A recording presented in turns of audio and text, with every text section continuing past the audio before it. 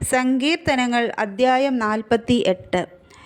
നമ്മുടെ ദൈവത്തിൻ്റെ നഗരത്തിൽ, അവൻ്റെ വിശുദ്ധ പർവ്വതത്തിൽ യഹോവ വലിയവനും അത്യന്തം സ്തുത്യനുമാവുന്നു.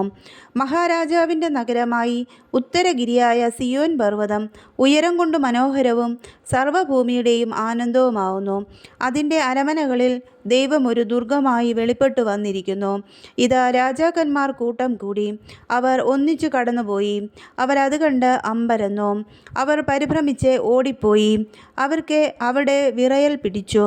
നോവ് കിട്ടിയവൾക്കെന്ന പോലെ വേദന പിടിച്ചു. നീ കിഴക്കൻ കാറ്റുകൊണ്ട് തർശീഷ് കപ്പലുകളെ ഉടച്ചു കളയുന്നു.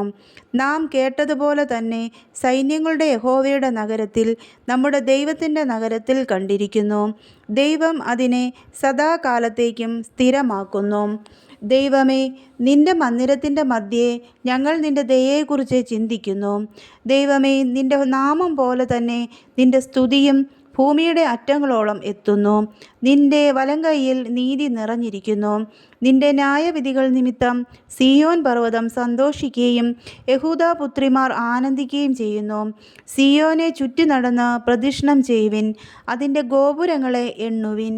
വരുവാനുള്ള തലമുറയോടെ അറിയിക്കേണ്ടതിനെ അതിൻ്റെ കൊത്തളങ്ങളെ സൂക്ഷിച്ച് അരമനകളെ നടന്നു നോക്കുവിൻ.